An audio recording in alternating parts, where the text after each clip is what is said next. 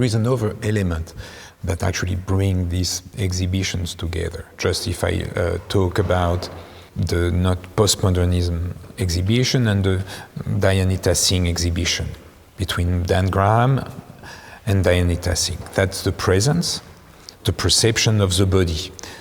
As I explained, the presence, the perception of the body has been central to understand Dan Graham's work. The physical body or the social body. The social body is obviously present in Dianita Singh exhibition, but the bodies of the visitors, the bodies of the artists are absolutely central. The first thing to understand or to think about when you go through Dianita Singh exhibition is this idea that she takes photographies from her body. She photographed with an Hasselblad camera, which is in front of her belly. So the gaze comes from the centrality of her body. So all these images are actually perceived by a phenomenological way by her entire body and not only with her eyes, as a way to say we don't only look, we don't only see with our eyes. The other part of the other bodies in place in her exhibition are, of course, the visitors. First, because she articulates her work around the notion of books, and some books are there visible, and books provide a physical interaction, time as you go through the books.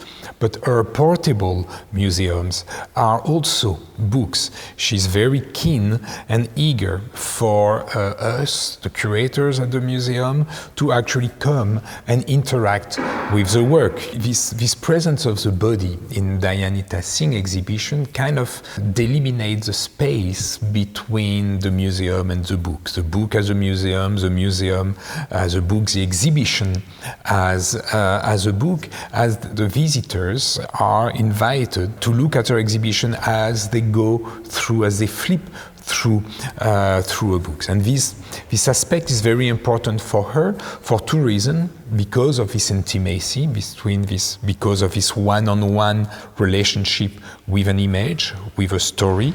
And you see that when she installed actually furniture in her exhibition, so people can sit, people can stop, and people can have this moment of almost domesticity with the images. At the end of the exhibition, you also see the book, you also see the tunic, the jacket that she designed, which is on itself a museum, that you can have a museum in your pocket. You can carry the museum with you.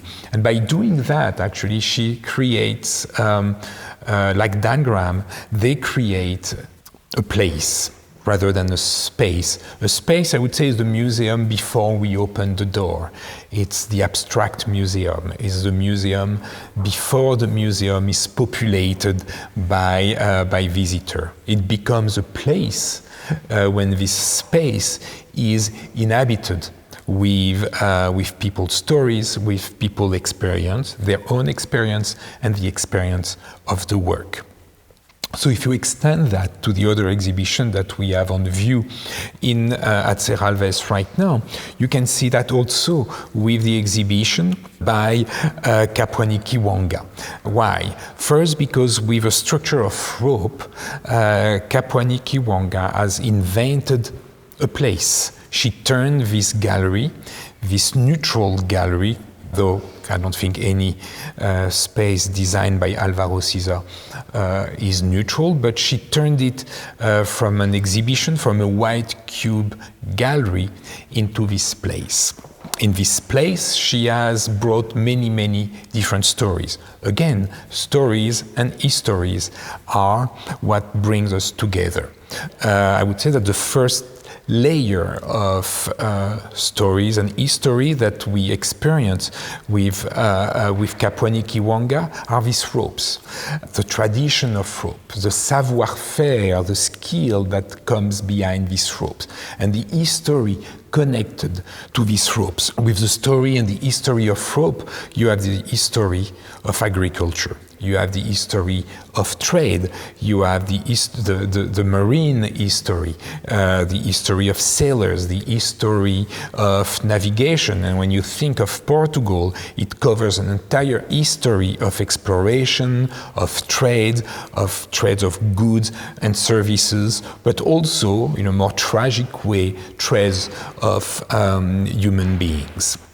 The mythology that is the inspiration of Threshold, this central piece in Kapwani Kiwanga exhibition, comes from an African history, from Congo mythology. This is a cosmology. This is the myth of the creation of the universe. So the mythology itself is, I would say, culturally specific. But when you look at the work in the gallery, it's also important to think that what she brings together is a starting point.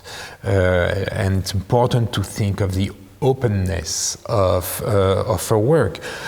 When I look at this piece, I also think of almost the book of death in Egyptian mythology, this relief that you would see in Egyptian tombs.